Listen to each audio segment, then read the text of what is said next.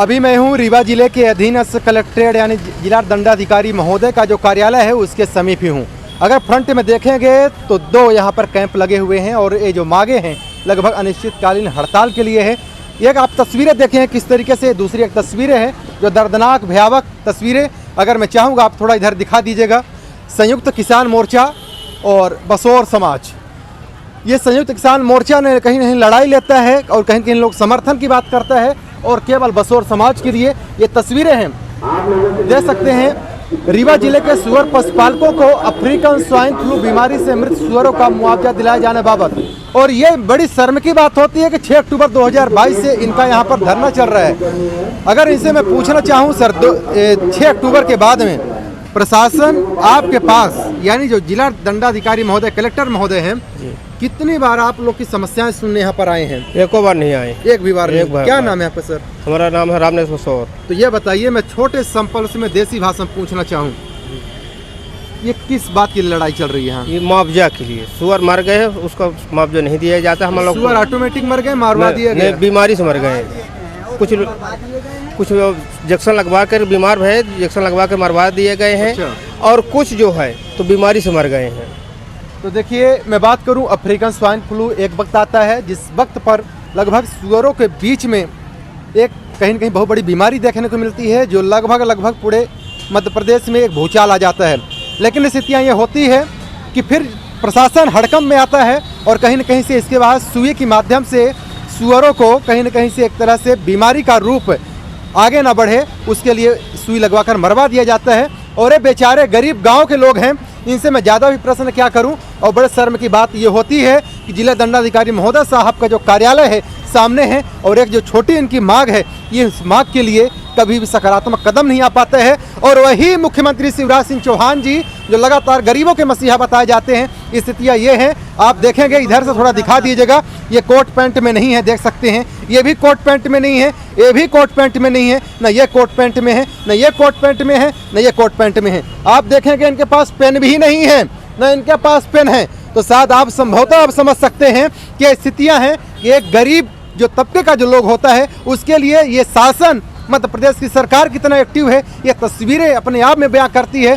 मैंने लगभग 1.5 महीने पहले भी यहाँ की खबर चलाई थी इस उम्मीदों से कि शायद प्रशासन के माध्यम से, शासन के माध्यम से कोई तो समुचित न्याय होगा। लेकिन एक गरीब बेचारी ये लोग आखिर किस उम्मीदों से यहाँ बैठी हैं? आप देख सकते हैं तस्वीरें इधर पूरी तरह से प्याज का जमावड़ा, लगभग यही खाना होता है, पीना होता है, यही रहना होता है, ये बिस्तर भी दे सकते हैं।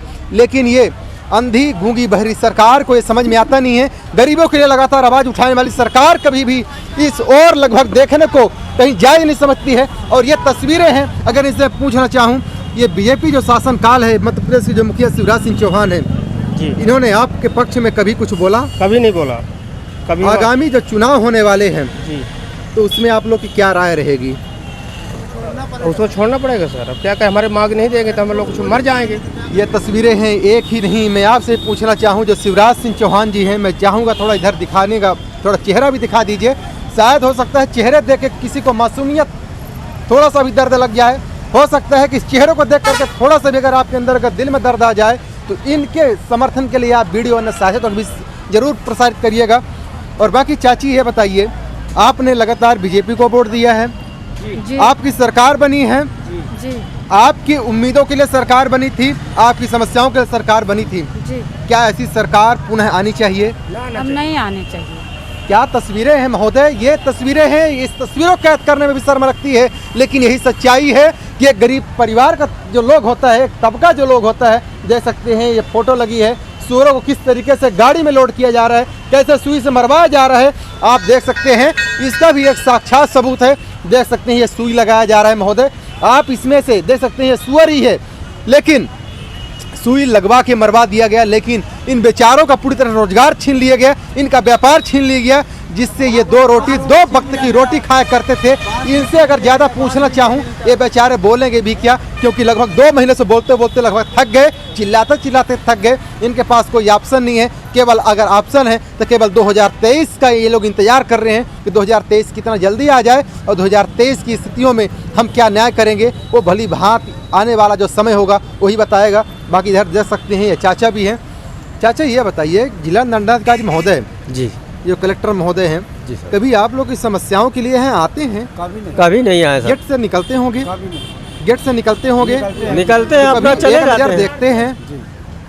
कभी देखते हैं इधर? इधर से कोई मतलब नहीं। देखिए संवेदनशील कलेक्टर महोदय साहब, आपके कार्यालय के सामने से मैं चिल्ला रहा हूँ, इन गरीबों को मैं हाथ जोड़कर निवेदन करना चाहता हूँ, इन गरीबों की जो एक रोजी रोटी है इसको तो बचा लीजिए, इसको तो कम से कम दे दीजिए। आप तो कम से कम उसी श्रेणी से आए होंगे, आपको भी बचपना उसी श्रेणी में गुजरा होगा, तब जाके इतने शीर्षासीन पदों पे आप बैठे होंगे। और मुख्यमंत्री महोदय जी, अगर आपके अंदर अगर थोड़ी संवेदनशीलता हो तो इन लोगों की जो मांगे हैं, ये जो केवल ये मांग रहे हैं तो सुअरों को मुआवजा मांग रहे हैं जिसको मरवा दिया गया है। अब किसमें से सर आपने अनेकों योजनाएं दी होगी, करोड़ों की योजनाएं दी होगी, लगभग आपने अनेकों सौगात दी होगी, उससे आपने वाहवाही लौटी होगी और करोड़ों रुपए की आपने रैलियों में केवल वाहनों के खर्च किए होंगे, कम से कम उसकी एक तिहाई भी ना लगेगा, कम से कम उसको दिलवा दीजिए। अगर सब अगर दया लगे इन लोग के लिए, एक बार मदद के लिए एक बार वीडियो जरूर शेयर कर दीजिएगा। ऐसे गरीबों के लिए अगर आप नहीं आएगा तो कौन आएगा?